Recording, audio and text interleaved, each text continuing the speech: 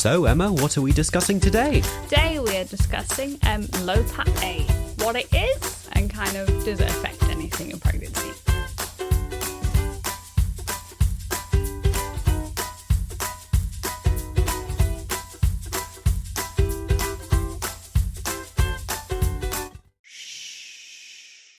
Welcome back to the Crippen household once again to unwind and chat with friends about parenting, sharing the struggles and sharing the struggles and celebrating the successes. We're not experts or celebrities, but your favourite amateur hobby podcast people. Join us today, sat in our imaginary, where are we going to be? In our cabin in the woods. Yep. You've recently been to see Snow White. I have. I actually really enjoyed it. Controversial opinion. Yeah. Lily loved it. Enjoyed it. We've not got any mythical dwarves with us. You can imagine if you like. Well, you could count Lola as a cheeky goblin. If people can hear, we have a very lively special guest today of baby Lola. Yes, definitely. It's not don't wake the baby. The baby's already awake. If you're new here and don't know who these strange people talking to you are, I'm Elliot, the tall one, the dyslexic one, the only child, and across from me is my co-host. Yeah, I'm Emma. What did you start off with? I can't even remember. Something. The short one, not dyslexic, and the multi-birth, who also happens to have two other sisters as well, just to add to the fun. Little factoid for you today. Question for you, Emma. What's your favourite takeaway? Ooh, normally Chinese. Definitely the best takeaway. What's your favourite takeaway? Probably pizza. Probably pizza. I do like good pizza.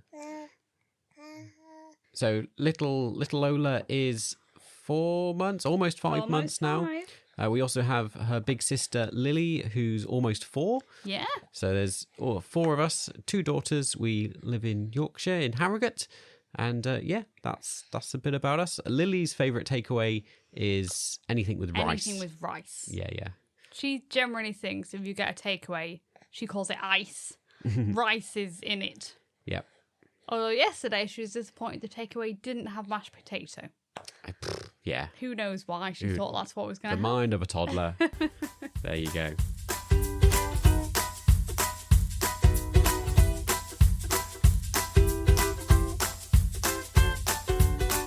Ba-ding! It's parenting achievement time. The little segment at the beginning of the show where we chat about funny stories and parenting fails. What level of parenting have you unlocked this week, Emma? Me? Oh, have you got any stories? Oh, yeah, probably tons. I think last time you did talk about that you were going to share a story about a library book. Oh, yes. And this is entirely my failing. One day we were like, we need some excitement in our lives. Let's go to the library. Because we used to go all the time for story time, but Lily's kind of outgrown that now because she's a big 4-year-old. She wanted to go pick a book, so I was like, oh, great, this will be exciting. Lola had a complete tantrum, though, so Ellie had to come save us and pick us up early. But anyway, we got this library book. Now, this library book has been sat by the front door, I'm not kidding, probably 3 weeks, waiting to return to the library. Has anyone read it? Has anyone read the library book? No. Because it turned out it was a Pokemon book, but it didn't have a story and it just showed different types of Pokemon. Did you not know this when you borrowed it? No, because we were in a rush because Lola was having a big tantrum. I see. And Lily was being pedantic about what book she wanted. All right. We haven't read it. Yeah. Lily It was like an ongoing once. joke in our house for a few weeks where we'd pass this book and go, we better return that. We better return that. Like days would pass, weeks would pass. We've still not returned the library book. And I kept going like, it's going to be, I know it won't be big, but I was like, it's going to be a huge fine by the time we take it back because it's And really... literally, I'm not kidding, the library is like a 5-minute walk down the road from us. It's not far. I even went to the library one time with Lily and told them, I owe you a book. I'm so sorry. I finally took the book back. And it was great because they were like, our system's been down for like 2 months. We've become like a big... North Yorkshire Council. We've all merged. We've all merged. It's all terrible. But since then... Boo, down with the council. Thank you. They have to get a new system in place for taking out books from the library. I don't know. They're updating or changing their system or something. Anyway, so that means that they've broken their entire system. Yeah. Nothing works. None of their electronics and so they were computer telling us, system it works. doesn't matter that it's late. And of course, you know, the library is yeah. is a community library. It's run by little old volunteers who have no idea about technology at the best of times. No. So yeah, they have no idea who's got what books or whether they're late or... She took it back. But She she's took like, it back, and the woman was like, I have no way of telling the system you've handed it back. And I was like, okay. And she was like, I'll note it down though, so you won't get a fine. She went, but I don't even know if they can give you a fine because we have no idea who's got what books. So in the end, it's worked out okay. Yeah. I don't think we'll get a fine because they have no idea who has any books. It did amuse us a lot at the time. It did, yeah. I have a complaint story to voice. No, is it against me? Might be. Hide me, Lola. It was a few weeks back, but so you've held it on to be bitter. yeah, no, I've got it noted down in my list. Noted down to voice on the podcast when something's gone wrong. I'm going to talk about that on the podcast. I won't forget. You often put Lily to bed, and I have the baby downstairs, and then do cleaning and things. I was going to say, it's actually you're right over there, you two. What are you two up to? It's just throwing herself backwards on me. Right. Yes. Yeah. You tell your story. Right. Ignore us. Story time. We're being like a floppy fish. So we had a partial success in that we had a night where Lily slept through and stayed in her room all night through, which is the first time that's happened in months and months. Basically, since I was pregnant, she didn't want to sleep by herself. Yeah. The reason for this success, though, is that someone, not naming any names, had let her go to sleep on a beanbag. So I came upstairs and came in the room and found a certain someone fast asleep lying on a beanbag. In my defence, she really wanted to sleep on the beanbag. And I didn't want to fight it. I was like, yeah, she really wants to sleep on the beanbag tonight. And you know what? Kept her asleep, that beanbag. Yeah, I was shaking my head, but I'm like, well, she did sleep the night through and didn't come in our room in the middle of the night. This is how ridiculous Lily is, though. She wants to be as close to the floor as possible, but she has a floor bed. She has a floor bed. She couldn't be closer to the floor, really. Yeah. What have we unlocked? We've unlocked letting our kids sleep on a beanbag all night. And it worked. It was kind of a success, kind of a fail. I also thought we should mention we've started doing some weaning with Lola. Yeah. So she's begun eating some food. And we now have that. We're in that fun phase where we get very grumpy stares. Yes. When if you're eating anything around her, she'll stare at you. I had this wonderful moment the other day when I was eating something in front of her, and she had this wonderful smile on her face. She looked so happy. She was like, oh, food, look at that. And then her face slowly sank as the realization dawned on her that this is not for this you, wasn't food for her, that I was just eating in front of her and she wasn't going to get any. And just the look of complete betrayal on her face. She was like, what are you doing? It's just that, it only a matter of seconds, but that quick transition from like absolute joy into, no, you're not going to give me the food, was just hysterical. Anyway, there we go. There's some stories from us, things going on. I mean, there's loads of other things going on in our lives, but we'll save stories for next time.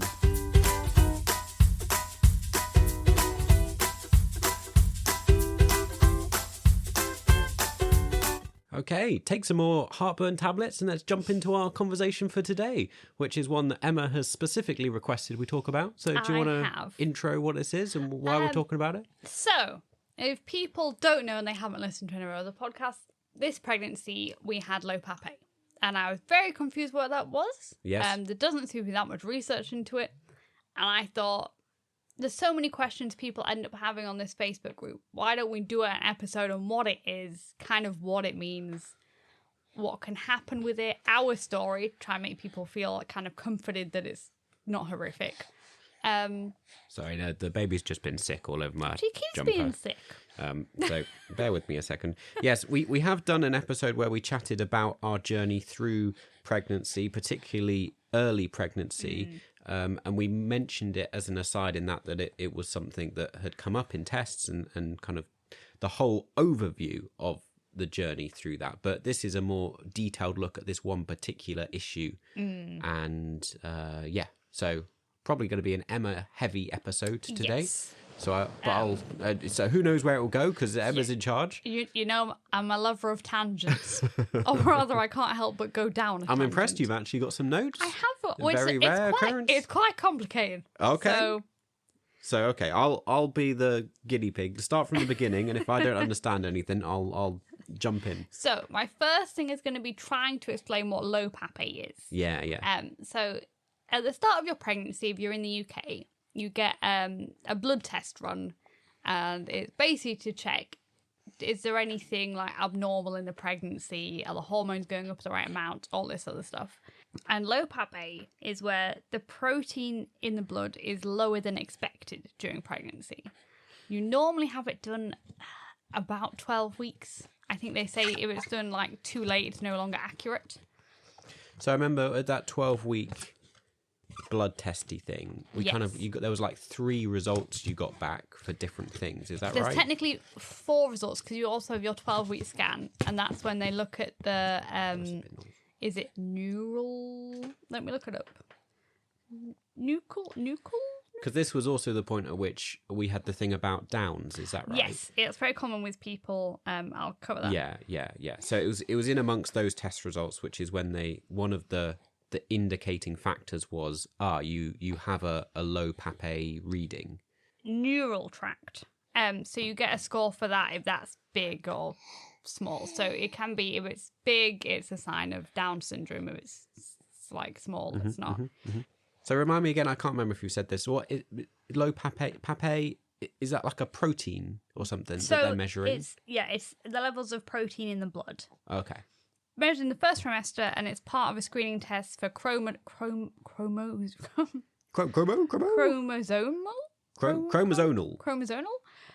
conditions like Down syndrome, Patau syndrome. Right. It can be, because it's related to the placenta, so it can be a sign of like higher risk things of preterm labour, like, and the fetal growth restriction. Yes, I remember this. I remember it was all to do with the placenta, wasn't it? Yeah. And about flow through that. Exactly. So the main thing they worry about, so this is if you've suddenly got the thing and they say you've got low PAPP-A, the main thing they actually worry about is that near the end of pregnancy, because the placenta stops working properly. Oh, it's okay, Lola. That there's a reduction in growth near the end. So normally, this is when I'm like, don't really worry near the start, because if you're going to have problems, it's generally near the end of your pregnancy. But I try and like remind everybody in this Facebook group I'm part of, we always say to each other, it's just a risk factor. So it's not a diagnosis. You could be completely fine. And in our case, we were completely fine. We had no issues whatsoever. But it just is a thing that they... a thing they look for. Just means you get extra scans most of the time, but it does depend on the trust you're with. Now, this is the interesting part. So you will have been given, if you have low PAPP-A, you're given 3 numbers. The first one is HCG, which is, I think, hormone something growth. It's basically your hormone level. And then you're given your low PAPP-A level, and then your NT level, which is the measurement in the back of the baby's neck. And typically, this is given with a little thing beside it saying MOM, which stands for multiple of the median, which is basically compares the average median result of everybody. So ideally, you should get a 1 on each of these things. So your HCG, 1's perfect. Low PAPP-A, 1's perfect. NT, 1 is the perfect score.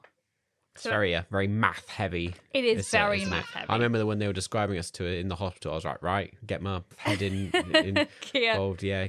Our numbers, for reference, so our hormone level was 2.5. So basically over twice as much as it should have been. Our low PAPP-A level was 0.3. And our NT was 0.8. So our NT number was fine. That was really close to what it should be. Our low PAPP-A was pretty low. And but all these HCG things, though, is there's high. like you work within margins of error. So what some places might consider low or high, other places might not. Yeah, so it's really helpful factors. for those who are podcast regular listeners. Becky and Francis, who mentioned. So I remember when I first got my test scores. Yeah. It's like you've done an exam. It's like I've done an exam. How well did you do? How were your test scores? I said to Becky, we've got these numbers.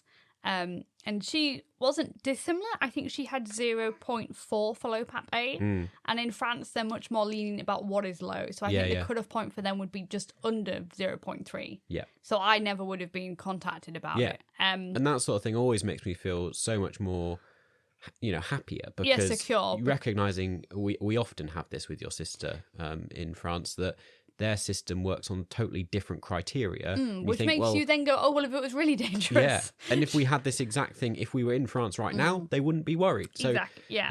Also, what often happens is you have this initial test, you have low PAPP-A, and because low PAPP-A can be sometimes, rarely, but sometimes a signifier for another condition. So in our case, they said there's a 1 in 83 chance that your child has Downs. And it then means you have to, well, you don't have to, but we chose to go through another test. Yeah. So basically, I don't know what the initial screening test is called. Well, she seems happy down there. Yeah. But the second test is called the NIPT test, and that is way more accurate. So I'd recommend getting that one. I feel like I'm in a class with Emma. Emma's the teacher. Please tell us all the information. And our NIPT test. Right. Will I be? Is there going to be an exam at the end of this episode? There might be. Will I have to remember these things? But just to make people feel happy, that's kind of the golden standard. So even though it won't say yes or no, it'll give you high likelihood or low likelihood of having any disorders. I remember. So like that, the first thing with the blood test is like fairly inaccurate, isn't it? So it's kind of a... It was really helpful. Not everybody gets this. And this is when our hospital was very good. We had access to a specialist, and she explained to us the first test, very often false positive. So a lot of people are called up who they will have nothing wrong in their pregnancies.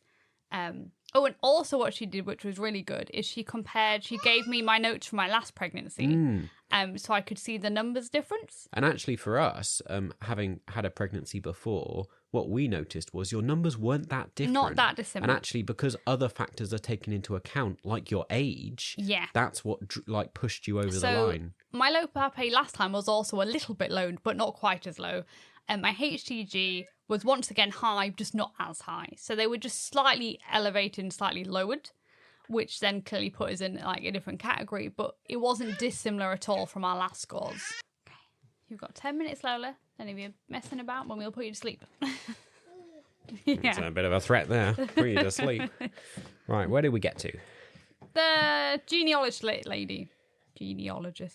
Oh yes, yeah. I'm afraid your students in your class are not on their best behaviour. Oh, don't worry. Me and Lola are they're messing about, playing games at the back of the classroom. Right, we're ready, teacher. Please continue to teach us things. She'd shown us our results from last time, so we felt more secure that it wasn't that different. So this is a good tip if you're going through this and you have had a previous pregnancy. You can ask to look at your old records. It might make you feel a bit better with similar numbers. But this was leading us to say that the NIPT test is a lot more accurate. A lot more accurate. So the first test, I think it just puts people through a lot of stress for no reason, really. Yeah.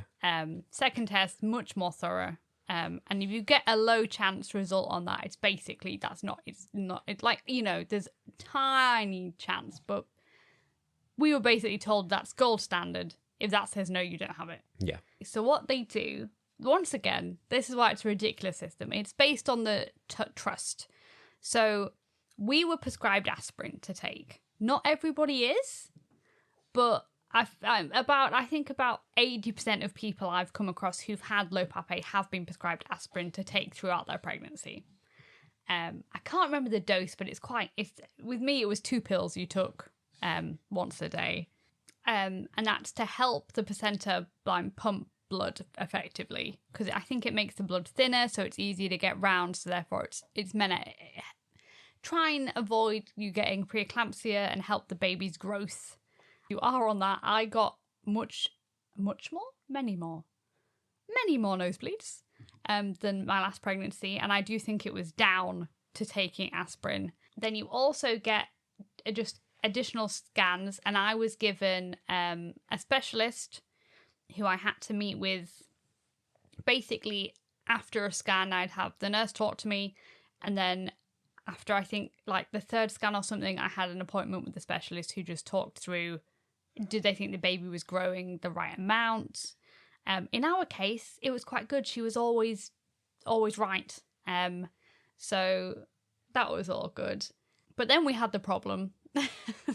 This is an additional thing that many people won't have, but we were given a test for gestational diabetes. Yeah. Which we were 0.1 point over. Yeah, very borderline. Very borderline. But it then meant my specialists had to discuss together which specialist I'd be under.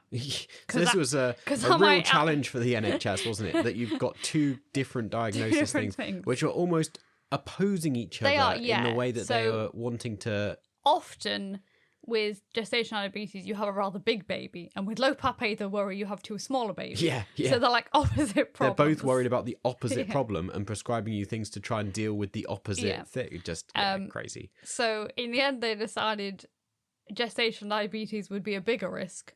So then, weren't worried about low PAPP-A. To me, it was completely the wrong way around, because we always took the gestational diabetes with a pinch of salt. I mean, your family all produce really big babies. We do. Like, Lily was really big first time round. And I passed the gestational diabetes test last time with her. But it does make me feel comfortable. I don't think low PAPP-A is that big a deal, because I think if it was, they wouldn't have suddenly gone, oh, well, now you're just in the gestational diabetes camp. Right. Let's not bother about low PAPP-A. Because clearly they thought that was bigger problem. And I mean, also, our thing was, we think the gestational diabetes was almost self-imposed. Yes. Because you, through most of mid-pregnancy, were absolutely like single-minded obsessed with the worry of low PAPP-A, the result of which being a small baby. So you were like mega eating like protein shakes and yogurts. A ton of protein. Yeah. You were like, I want to make this baby as big as possible because I'm so worried about it being small. I'm going to do the best. And one thing, I have no idea if scientifically that is how it works. So they all say it isn't. But yet suddenly you started eating all this stuff and they're like, you got gestational diabetes. We want to make the baby smaller. And it's like, true. Well, clearly.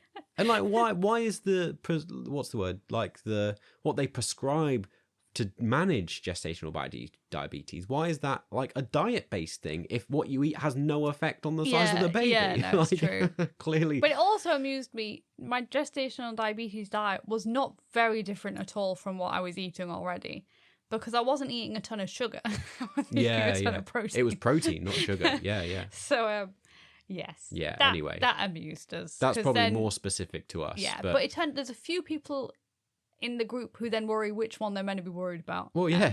It's a common thing. Fair comment. And it also amused me because they kept telling me, like, I had an appointment with the gestational diabetes team. This when the NHS was very good. I'd been like lots of different specialists. And they had to go, now we have to tell you it's a very high risk thing. And for someone who's had low PAPP-A, I was like, yeah, sure it is. Because I've been told from the beginning of this pregnancy, this is a very high-risk pregnancy because you've got low PAPP-A. So when they're going like, oh, it's very high, it can be high risk, you have to take it seriously. And I was like, yeah, but I've also been told it's really high risk already. Yeah, like, and high risk that you'll have a small baby. Now you're telling me it's high risk I'm going to have a big baby. The way, I think they were worried, I looked really calm. But to me, I'm like, I've already been told it's high risk. Yeah. Like, this is now no news to me that this is now, you're telling me now this is high risk. Because I'm like, yeah, I've already been told that. So this doesn't alarm me the same way I think it would alarm other people. I did not really enjoy my pregnancy at all. Because I was really stressed because I kept being told everything was high risk. I'm not one of those pregnant people who glows, who looks great, who's like, oh, it's so easy. I love being pregnant. I always hate it anyway. Yeah. Emma is a misery in pregnancy. I'm a misery. We're all a misery. It's all horrible. This is why I won't be having another baby. Yeah. I don't enjoy pregnancy. Not enjoyable at all. And this just topped it off to be stressful because... Yeah. So... Well, it's not a very pleasant time at the best of times. And you've got all this on top of it, all that stress. And I'll say the worst thing was the wait. So if people have had an NIPT test, you get it sent off and it can take about 2 weeks to get the results back. Yeah. Every day, I was kind of in a state of anxiety, waiting, because I kept being like, we have to like make decisions, and I need to know if anything's really wrong with the baby. We talked about this in the other episode, didn't we? Because we went into a bit more detail on the downside of things. Yeah. So basically, that wait is horrific. Yeah. So anybody going through that, everybody goes, oh, try not to worry about it. And I'm like, you can't not. Yeah, it's really difficult. Let's be realistic. You're not going to worry about it. Yeah. Like I said in the previous episode, I just played a lot of video games. Yeah. But try and distract yourself. I feel like a lot of people in the group say don't worry, and I'm like, you shouldn't, but you will. Yeah. Because you're pregnant, It's just you the keep being reality. told by everybody you're high risk. It is going to make you worry. Yeah. Some other things I wanted to know, don't panic if they say your baby's got short legs. This seems to be a common thing with low PAPP-A babies. Oh, really? And their legs normally are absolutely fine. Oh. It just happens to be that the scans for legs is rather inaccurate. We have 2 kids with really long legs. Yeah, we do. Like both of them. Like Yeah. Yeah. And what I've noticed in the group, loads of people get told, oh, your baby's legs are a bit short. And they act like it's a worry. And yet, I've not seen any babies come out in the group and they go, oh, they've got terribly short legs. So I feel like there's a lot of things in scans. You have to remember that only a certain degree of accuracy. That it's a ballpark. They're not going to know exactly.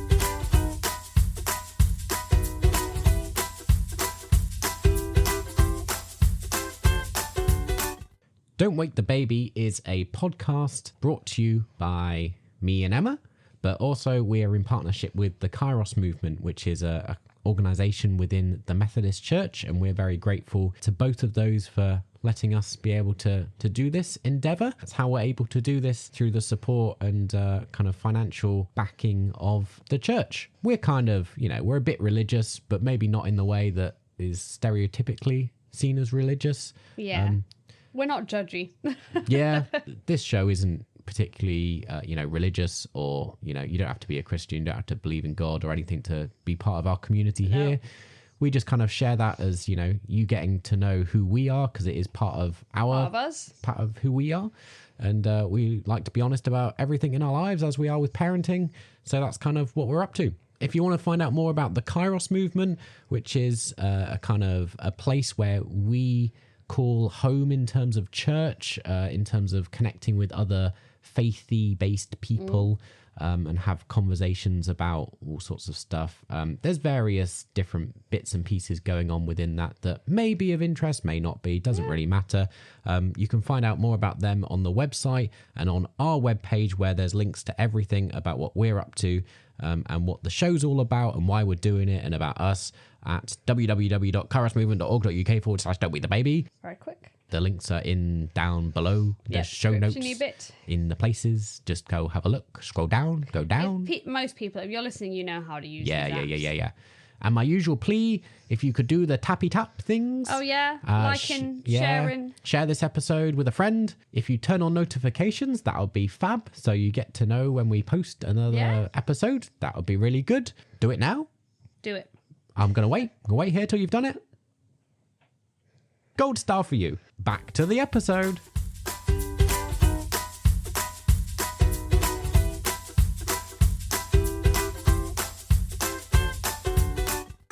I'm a little hunk of tin. Nobody knows what shape I'm in. I've got 4 wheels and a running barn.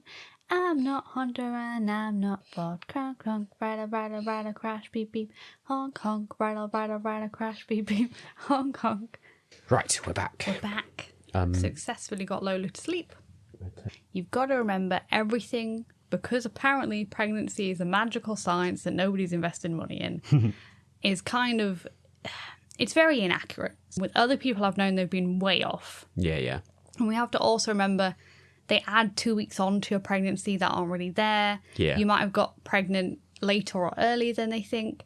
There's probably like a month's leeway in when, unless you know the exact date you got pregnant. One of the reasons I think you don't have your baby on a due date, because it's not an exact science. We don't know enough about it. Yeah. So when they're always talking about your baby being big or small, it's possible that it's just older or younger than they think it is, yeah. And they base the age on the weight. So when they scan you to say, when's it due, they're basically going, oh, well, the baby's this big, it must be this age. So just people, don't panic too much, That's which I know is hard to say. The main message of the episode The main message of this episode is don't panic. It's probably all going to be okay. Yeah. It normally is. And if it is a problem, it'll be later on, and it'll definitely be picked up because you've got loads of extra scans. Yeah. So try not to worry too much about it. This is the problem, really. I feel that you've got 2 extremes. You've got, on the one hand, some NHS staff worrying you because they're giving you all this information and not explaining it particularly well. Yes. And on the other hand, you've got a whole other segment of the entire medical industry that have no clue what this is. No clue. I mean, I know we spoke to a lot of people, and you'd often start off by saying, "Oh, we have low PAPP-A," and they go, "What? Well, what is that?" Even so some of the community midwives. Yeah. I'd go, "Oh, well, I'm in this category because I have low PAPP-A," and they go, "Well, what is that?" And I found that I had to. So this episode really is it kind of helping educate yourself so you can then tell people various times over and over again. This is what it was born out of. You getting frustrated at the lack of information about, the fact that... I ended up reading tons of scientific papers on Google, which I got really confused by because it was also confusing. Yeah. But because nobody...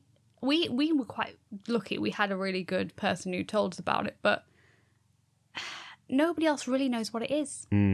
So a lot of the community midwives, they'll be like, "Oh, maybe I've heard of that." Maybe once you described it, they kind of knew, but a lot of them had no clue what it was. Yeah. And it's not like it's super rare. It's not like it's... It's because they've only just started measuring it, I think. Okay, it's like a new one that they've... Well, they technically did measure it when Lily was born, but I don't think it was part of the criteria that they put into effect of making you high risk. Right. So it's just like another tick box exercise. It's another thing. So now and it is good. It's good for them to measure all these things to make sure. Like we always sign up to all the extra tests, all the extra, things just to be doubly safe, doubly sure and everything. Well, we're very pro science. Yeah, definitely. But in that, I would that's why I want to highlight there's still a lot of inaccuracies. Yeah. And we're people who really trust medicine and there's science. a difference between running all these tests for the sake of it and then saying, "Oh, well, you're high risk now," and like just following that process blindly because that's because it's on a piece of paper and they've been told that's what they have to do, and doing it recognizing this is why we're doing it. We're doing it to pick up any risks early to help the baby, For me, there's the way shift. they frame it, instead of going, "Oh, you're super high risk," and worrying you, they could go, "Don't worry about it. It's really not that serious. We just have some, just make the most of your extra scans. It means that later on we can keep an eye on you and keep things safe. And as a positive, you're going to see your baby more. You're going to have extra scans. I was saying to Elliot, I've never been scanned so much. Last time I barely got scanned. Yeah. This time, ton of scans. The other thing not to panic, if you're quite a small person, you might just have a smaller baby. So, which I know it sounds silly, but I really think the NHS should take into account, like with you, my husband's very tall. Yeah. I'm said at the top of the episode, I'm the tall one, you're the short one. And every time I've had a baby, I always go, "Oh, they're very long." And I always go, well, I wonder why. I always go, our little girl, she's tall now, Lily. We don't know with Lola yet, but she is also long for her age. And it's not like, I'm not exactly I'm a normal height. Like, I'm 6 foot. It's not like I'm 7 foot but or 8 I always foot. think they don't take into account genetics particularly. And I always want to go, well, yes, if their father's tall, there is a chance they could be tall. Yeah. And I do have tall genetics in my family. Other men. Not like my family, we're all short. Yeah. But I know in some cases, one poor woman, they were told, "Oh, well, the baby's quite short, quite little." And her and her husband were really petite. And I wanted to be like, no offence, she's not going to have a huge baby, is she? This is the problem. Well, I suppose it swings and roundabouts, isn't it? There's positives and negatives. But this is one of the challenges of basing everything on that median average score. Of course, there will be some people that aren't the exact average, and that's absolutely fine. That doesn't mean there's a problem. Yes, just means for you personally, you are not in that You're average range. You're not in the average range, and that's not an issue. Yeah, exactly. I was anxious throughout the whole pregnancy. Yeah, I can attest to that. He had to live with it. Yeah, I was anxious, down in protein like it was going out of style, shoveling down protein yogurts. Probably has no effect whatsoever, but Yeah, well, it must have done. She was a big baby. Anyway, what happens next? The birth. Okay, So we're approaching the end of pregnancy. So at this point, they weren't really worried about me, I'll be honest, other than, they thought They'd switched, focus onto the diabetes. I would say normally, and this doesn't mean you can't fight with them, but typically I was told with our trust, they do not like you really to go much over 39, 40 weeks. So if you're overdue, they will induce you. And you can say you don't want to do that. That's perfectly fine. Because I would say I was induced with my first pregnancy and ended up being emergency C-section, and I don't really rate inductions. Yeah. I've heard a lot of stories where they haven't Well, gone if well. you look at stats and stuff, like the rate of them being successful, very, very low. Not to scare people. Not a great. Well, it's not a, Oh no, it's not a thing. It's just saying that as a method of actually inducing your baby to come out, it doesn't really have much of a success rate. Well, I think because you're fighting against nature, really. Yeah, Your baby is ready to come out. It's not. Yeah.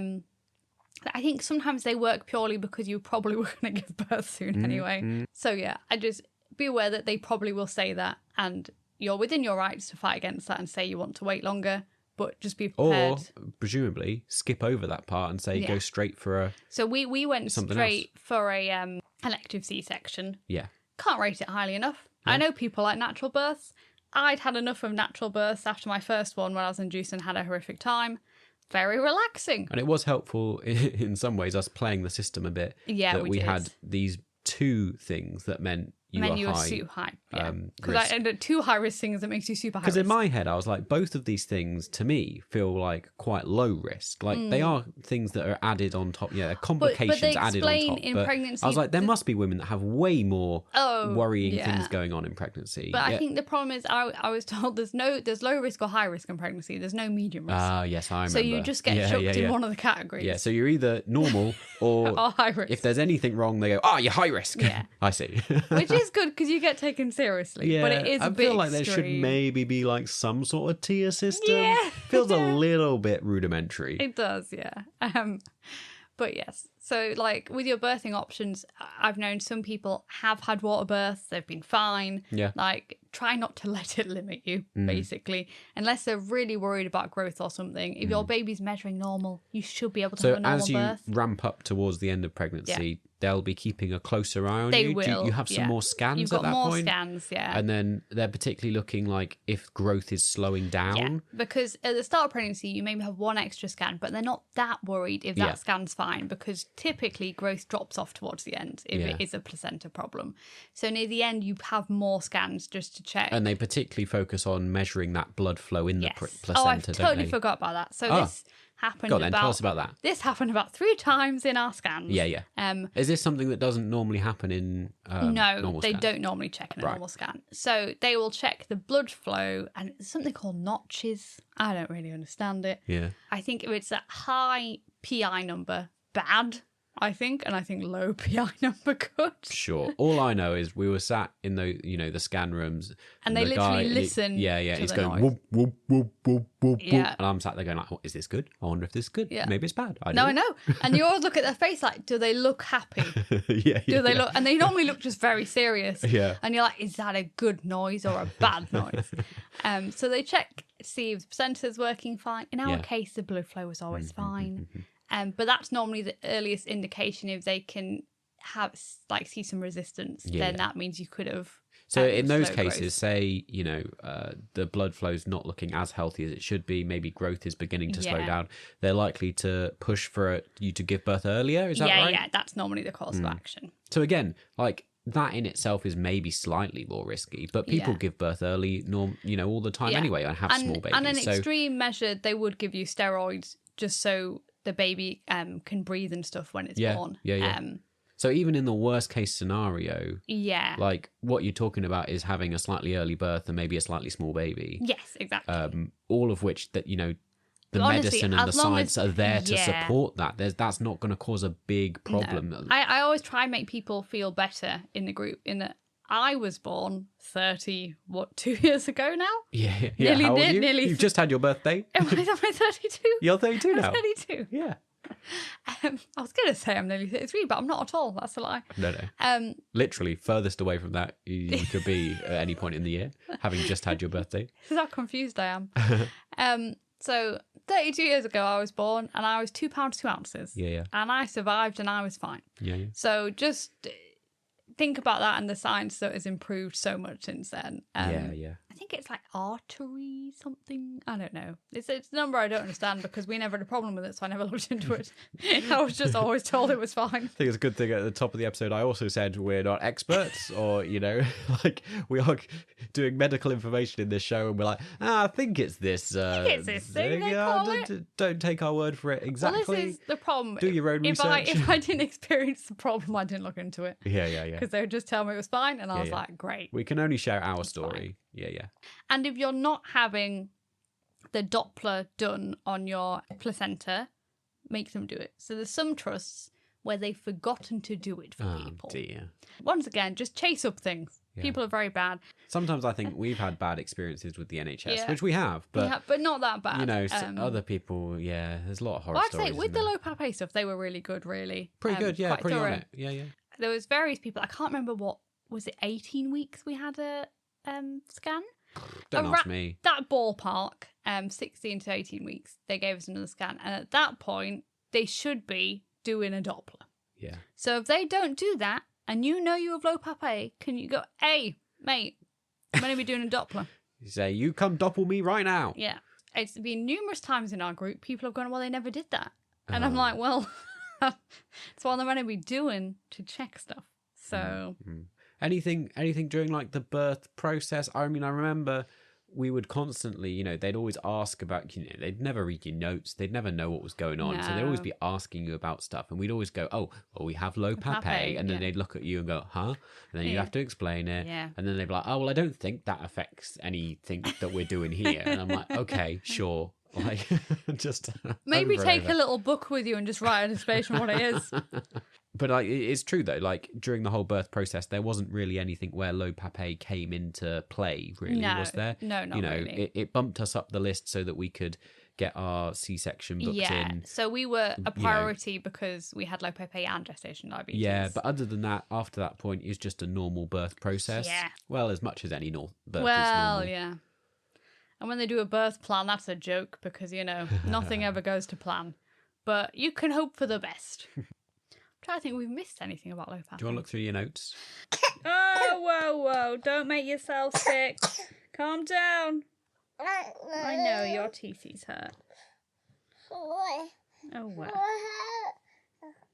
A lot of people are given numbers and kind of sent for more tests, but not told why or how it's bad or what. Like, so loads of people in the group go, well, what's... So one poor lady, because I'd put my numbers in the group and I was like, oh, my HCG was 2.5. And she was like, mine's only 1. And I was like, that's the right number. That's really good. But she hadn't been told that. They'd just been given numbers. And she was thinking, oh, hers looks like it's 2.5. Mine must be low. And I was like, no, 1 is the ideal. Yeah. 1's great. So remember, if you're giving your numbers in MOM, 1 is ideal. I mean, I don't think they actually give you an exact, but what are the boundaries within which they say that's a fine thing? So, like, what's the threshold you need to cross in either direction before they go, that's a problem? Honestly, I don't really know. We don't know. Because I know with low PAPP-A, above 0.3, they think is fine, which I would say quite a big drop from 1 to 0.3. So anywhere between 0.3 and 1. Yeah, so like 0.3 low, but if you're at 0.4, you're fine. With HCG, I don't think they worry if it's like 1.5. So sorry, I'm lost again. I've HCG, not been paying attention for my exam. Level. What's I get the other one's the HCG hormone level. Yeah, but we've been talking about low PAPP-A. So what this hormone level? Yes. How does that play into the? Honestly, it doesn't really. Oh. They worry about it. It's just another indicator. It can be a sign of Downs. As we were told by the specialist, everybody's hormone level is different. Yeah. You might happen to have, especially if you have girls, which I have, it is generally a higher number. It can mean nothing. Right. So really don't worry about the hormone level. They just do it in conjunction with low PAPP-A because if you have low PAPP-A and high HCG, it can be a Sound-Child syndrome. Yeah. But so that's purely why they do it, I think. Or it could be a sign of another chromosomal disorder, but generally they don't really worry about that. Yeah. I think that's it. I think I've done all my notes. Very good. Well, thank you for the class, Miss Crippen. The class. Yeah. And we wouldn't recommend following Emma's example and shoveling down protein yogurts. I mean, did I have a big baby? Yes. Would I say it's a scientific thing? No, but maybe it helped. You're really worried and you think it'll give you some relief. Yeah. Didn't hurt. Had a good baby.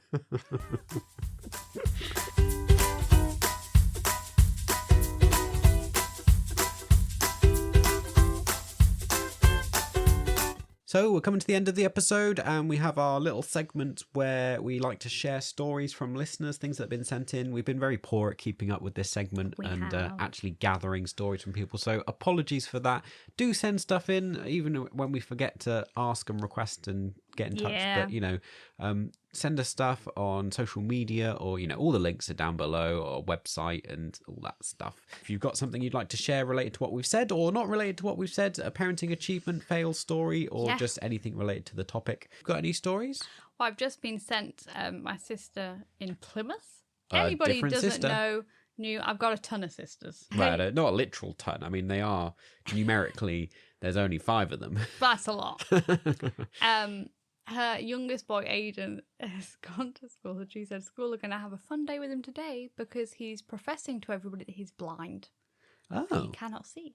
Literally closing his eyes, walking around. Oh. And she was like, well, school's going to have a nice time with him today because he's been like this since this morning and he's really committed to the role. Like, he's gone to school, closing his eyes, go walking in. The teacher's met him, and Laura's like, yes, he says he's blind today. And the teacher's just been like, okay.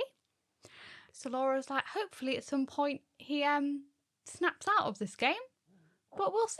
She was worried the school would go, he seems to have a problem with his eyes.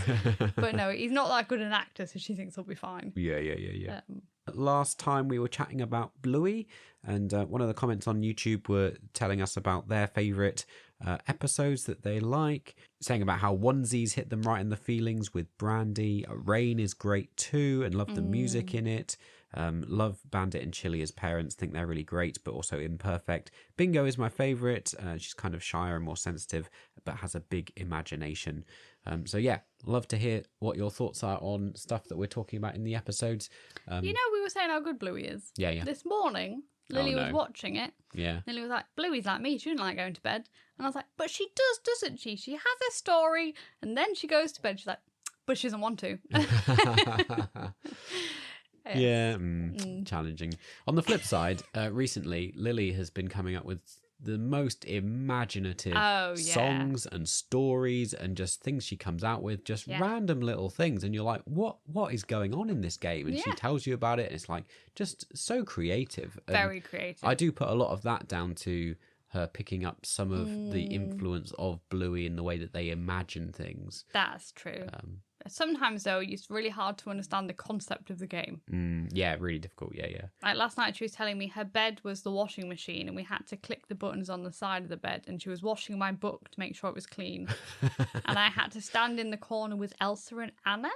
Right. Or she always calls her Anna because, that's why they say her name. Yeah. It's American. So we had to stand in a corner, me, invisible Elsa, invisible Anna, in a line like we're at school. And she's like, you've got to wait till your book is washed. It brings you so much joy at the moment. I mean, it is crazy, but she just comes out with such strange things and just such wild imagination. Also, just the phrases. Like her phrase, my nose is running out, means her nose is running. Yeah. She calls a bowl a boil. Yeah. Don't know what accent that is. She's like, I need a boil. A preview then for going forward, we are going to do an episode all about speech and talking. I really want to do an episode where we talk through the whole overview of like going from first words right through to where we are now in the process of Lily being able to talk in full sentences, but also how we develop language, tips and games and things we've done to help with development of language. So particularly you as a linguist, I thought it could be a really interesting topic. True, yeah. So you can look forward to that on a future episode. This has been the podcast. It has. I'm afraid it's been quite a serious one this week. Yeah. Because I've just been trying to help people out. Yeah, it's very, very academic learning. Yes. Informational, type thing. It makes it a nice change from our normal little rambling conversations where we just laugh about stuff. Yeah, I still feel like there's a bit of rambling going on there. Well, you know what we're like. Well, we're both trying to speak. Look, and we were trying to end the podcast right now, and we are rambling as we speak. Anyway, goodbye. This is the end. You've reached the end. Sleep well. God bless. I just wanted to apologise. No, it's the end. It's the end. This is it. We've finished. Goodbye. Be gone. Goodbye, everybody. Thanks for listening. Don't wake the baby.